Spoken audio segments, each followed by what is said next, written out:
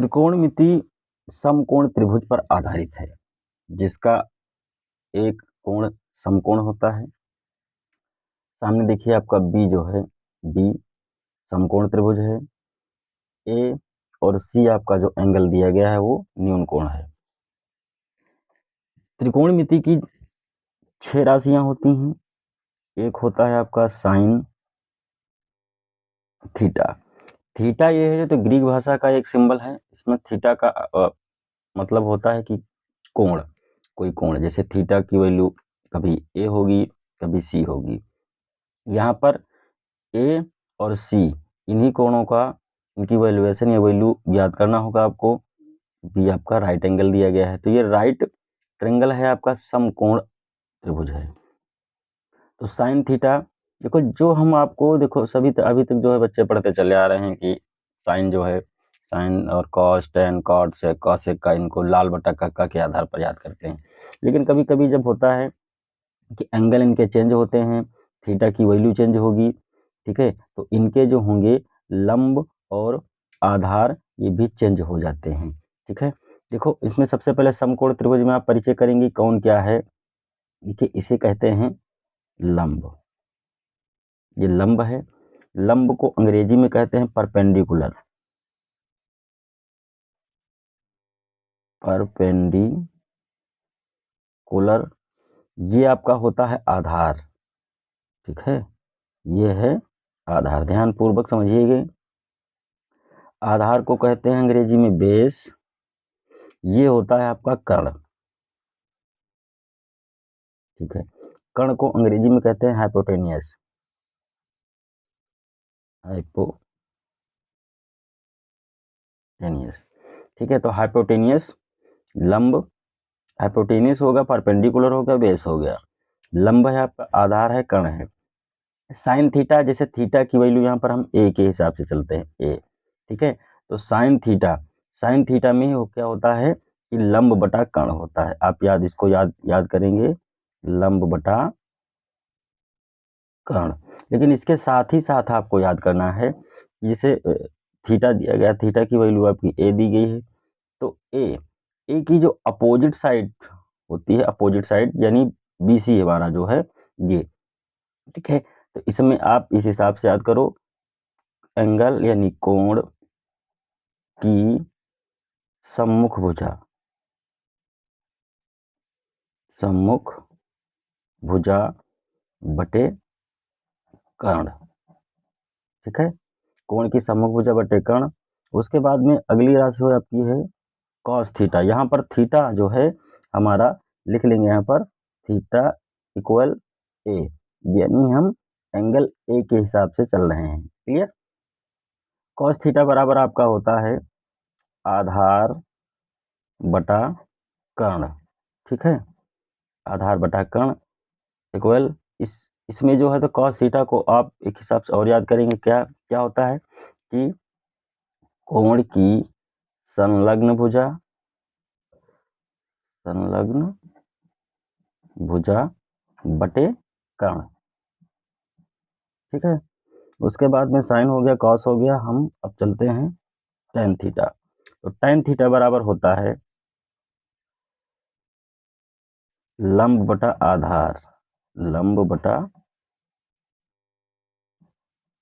आधार। ठीक है, अब लंब बटा आधार दिया गया है, तो हम यहाँ पर देखो कोण की सम्मुख भुजा बटे कर्ण, कोण की संलग्न भुजा बटे कर्ण। लेकिन इसको इसके हिसाब से भी याद करेंगे, भुजाओं के हिसाब से, क्योंकि जब भुजाओं के हिसाब से हम याद करेंगे तो यहाँ पर जब एंगल हमारे चेंज होंगे, कभी जैसे साइन ए की बात की जा रही है, उसके बाद में पूछा जा रहा है कि साइन सी की वैल्यू बताइए, तब आप कंफ्यूज हो सकते हैं। लेकिन आप इस तरह से इसको याद करेंगे कि कोण की सम्मुख भुजा बटे कर्ण, कोण की संलग्न भुजा बटे कर्ण, ये कॉस होता है। ठीक है, तो कभी भी आप कोई भी ट्रिग्नोमेट्री का कोई भी अगर प्रॉब्लम दी गई होगी उसे आप आसानी से सॉल्व कर सकते हैं। क्लियर, चलिए टेन थीटा बराबर लंब बटा आधार, इसके साथ ही आप याद करेंगे आप लोग कोण की सम्मुख भुजा, सम्मुख भुजा। अब चूंकि हम थीटा हमारा क्या है, ए है, तो ए के सम्मुख भुजा क्या है आपकी, ए, बीसी है। सम्मुख भुजा ये वाली आपकी बीसी सम्मुख भुजा हो जाएगी। और संलग्न भुजा का मतलब होता है उस कोण के साथ में, उस एंगल के साथ में जो लगी हुई भुजा हो, ठीक है, संलग्न हो उससे। तो संलग्न भुजा क्या है, क्योंकि यहाँ पर देखो हाइपोटेन्यूज आपका चेंज नहीं होगा। जब भी अगर थीटा की वैल्यू आपकी चेंज होगी तो ए और सी आपका चेंज होगा, लेकिन इसमें हाइपोटेन्यूज चेंज नहीं होगा। सी के हिसाब से अगर एंगल सी की बात की जा रही है तब आपका लंब इसका अलग चेंज हो जाएगा और इसका आधार चेंज हो जाएगा। अगर हम थीटा सी चलते हैं सी के हिसाब से, तो सी का आप लंब आपको हो जाएगा ए बी, सी का लंब ए बी हो जाएगा और ये इसका आधार हो जाएगा बी सी। इसीलिए आपको याद करना है कोण की संलग्न भुजा, और इस टाइप से अगर याद करेंगे तो कोई भी दिक्कत आपको नहीं होगी और आराम से आप ट्रिग्नोमेट्री के सभी प्रॉब्लम सॉल्व कर पाएंगे। तो कोण की संलग्न भुजा, संलग्न भुजा, ठीक है। तो कोण की ये संलग्न भुजा हो गया। उसके बाद में देखो आपको सिर्फ 3 राशियां याद करनी है, बाकी जो 3 होती हैं इनकी अपोजिट होती हैं, ठीक है। तो अपोजिट क्या होता है, कैसे होता है, देखो साइन का अपोजिट होता है कॉसेक, कॉसेक थीटा। तो कॉसेक थीटा इक्वल, हमने क्या कहा कि साइन का ये अपोजिट होता है। तो ये जब साइन का अपोजिट होगा तो साइन हमारा कितना है, लंब बटा कर्ण, तो ये हो जाएगा आपका कर्ण बटा लंब, कर्ण बटा लंब। अब भुजा के साथ इसको एंगल के साथ, मतलब जो आपका साइड दी गई उनके हिसाब से जब हम लिखेंगे तो ये हो जाएगा कर्ण अपॉन एंगल की सम्मुख भुजा, ठीक है।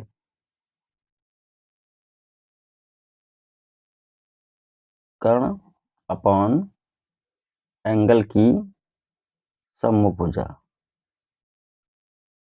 सम्मुख भुजा, ठीक है।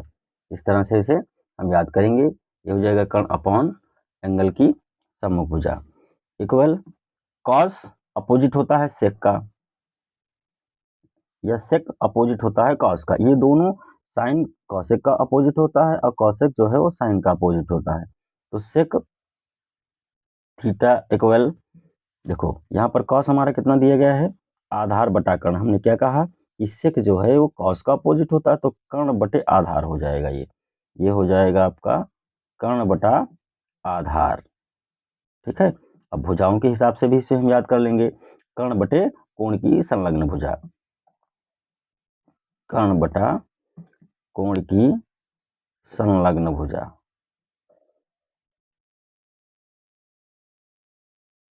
ठीक है। अब बचा आपका टेन, टेन अपोजिट होता है कॉट का, टेन अपोजिट होता है कॉट। तो कॉट थीटा इक्वल, टेन है क्या हमारा, लंब बटा आधार होता है, तो आधार बटा लंब हो जाएगा कॉट का।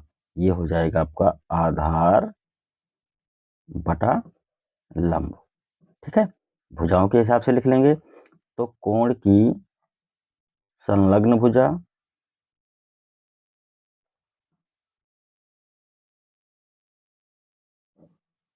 बटे कोण की सम्मुख भुजा, सम्मुख भुजा। एक बार इन जो रेशियोस आपके दिए गए हैं हमको फिर से दोहराएंगे। देखो हमने बताया है कि ये आपका जो त्रिकोणमिति का परिचय है, अगर इसमें अगर कोई दिक्कत हुई, आप इसको कायदे से समझ नहीं पाए, ठीक है, तो त्रिकोणमिति की कोई भी प्रॉब्लम आप सॉल्व नहीं कर पाएंगे, क्योंकि जब आपको यही नहीं पता होगा कि साइन थीटा इक्वल क्या होता है, कॉस थीटा इक्वल क्या होता है, टेन थीटा इक्वल क्या होता है, तो आप इनके वैल्यूज नहीं याद कर पाएंगे, कैलकुलेट नहीं कर पाएंगे, ठीक है। तो यहाँ पर एक बार फिर से देखो, जो आपका सामने बना हुआ है ABC, ये राइट ट्रायंगल है आपका, यानी समकोण त्रिभुज है। अब समकोण त्रिभुज में बी आपका, बी क्या है, समकोण है, ये बी समकोण है और ए और सी आपके ये न्यून कोण हो जाएंगे, ठीक है। अब इसमें देखेंगे कि त्रिभुज ABC जो आपका बना हुआ है, इसमें लंब कौन सा है, आधार हम पहले बता भी चुके हैं, एक बार फिर से देख लेंगे। लंब आपका BC दिया गया है, आधार AB है और कर्ण आपका दिया गया है AC। ये वाला कर्ण है, ये लंब है, ये आधार होगा। इनकी रेशियोस होती हैं जो 6 रेशियोस होती हैं, यानी sine theta, cos theta, tan theta, फिर आपका कॉसेक, सेक, कॉट होता है। हमने क्या कहा कि केवल आपको 3 रेशियो याद करनी है। 3 रेशियो याद करने के साथ साथ आपको ये भी याद रखना है कि साइन जो है वो कॉसेक का अपोजिट होता है, यानी साइन का अपोजिट कॉसेक होता है, कॉस का अपोजिट सेक होता है, या सेक कॉस का अपोजिट होता है, ये एक दूसरे के अपोजिट होते हैं। अगर सेक आपका दिया गया है कर्ण बटे आधार, तो कॉस कितना होगा, आधार बटे कर्ण होगा, इसका अपोजिट हो जाएगा। टेन थीटा बराबर लंब बटा आधार दिया गया है, ठीक है।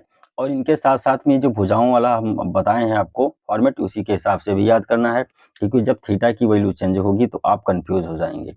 इसलिए इनको हम जब भुजाओं के हिसाब से याद करते हैं तो हम कभी भी कहीं पर भी कंफ्यूज नहीं होंगे, ठीक है।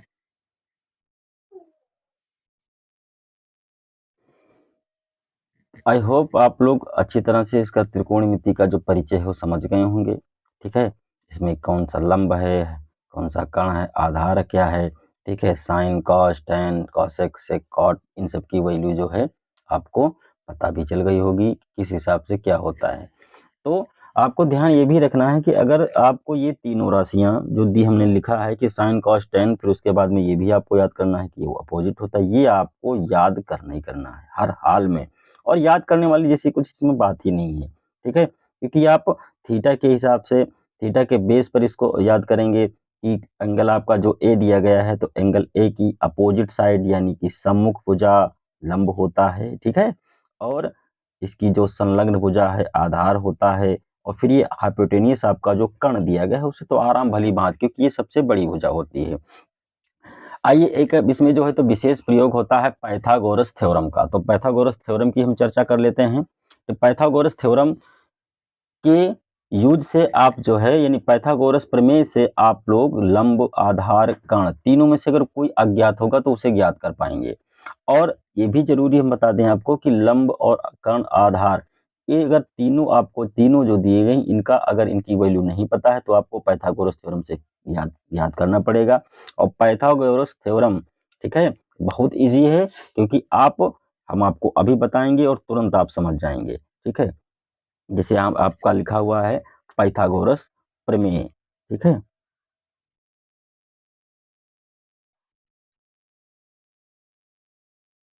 पाइथागोरस प्रमेय, ठीक है। तो पाइथागोरस प्रमेय होता क्या है? पाइथागोरस प्रमेय ये सिद्ध करता है क्या कि जो होता है भुजा आपकी, यानी जैसे सबसे बड़ी भुजा, तो सबसे बड़ी भुजा समकोण त्रिभुज में कौन सी होती है बताइए? कर्ण होता है। क्या होता है? कर्ण। तो पाइथागोरस थ्योरम ये कहता है कि कर्ण का वर्ग बराबर होता है शेष त्रिभुज की दोनों भुजाओं के, शेष त्रिभुज की दोनों भुजाओं के ये बराबर होता है, ठीक है। तो यहाँ पर अब देखो हम देखेंगे तो कर्ण बराबर यहाँ पर हम लिखेंगे लंब, यानी एक भुजा क्या होती है इसकी लंब, तो लंब का वर्ग प्लस आधार का वर्ग, आधार का वर्ग, ठीक है। तो ये लंब का वर्ग और प्लस आधार का वर्ग होता है। तो ये आपका हो गया पाइथागोरस प्रमेय। अब इसमें हम ज्ञात कैसे करेंगे, तो उसके कुछ फॉर्मूला बहुत सिंपल करके हम आपको लिखे दे रहे हैं, आपको याद कर लेना है।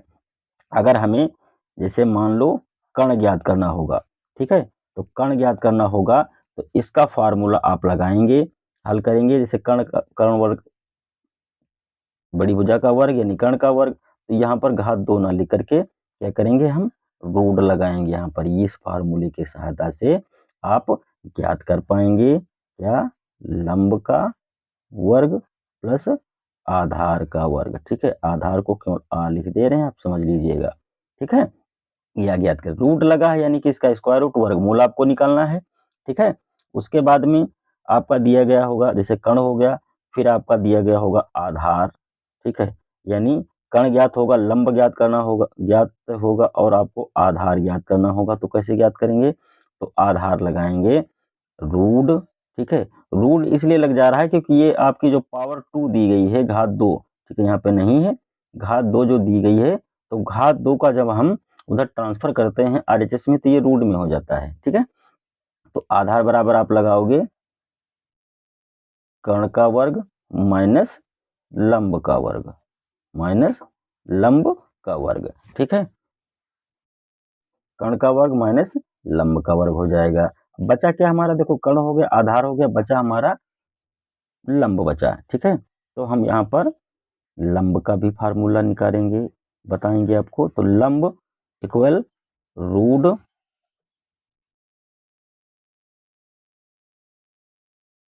कर्ण का वर्ग माइनस आधार माइनस आधार का वर्ग। ठीक है, इस फार्मूले की सहायता से आप जो है लंब ज्ञात कर पाएंगे, कर्ण ज्ञात कर पाएंगे, आधार ज्ञात कर पाएंगे। तो ये फार्मूला भी आपको समझना है, याद करना है, और ये भी जब तक याद नहीं होगा तब तक, अगर यही नहीं याद होगा तो आप जो है तो इसका लंब और कर्ण और आधार ये कहाँ से ज्ञात कर पाएंगे। ठीक है, तो आज की वीडियो में बस इतना ही आप लोगों को बताया गया है कि त्रिकोणमिति का परिचय बता दिए हैं।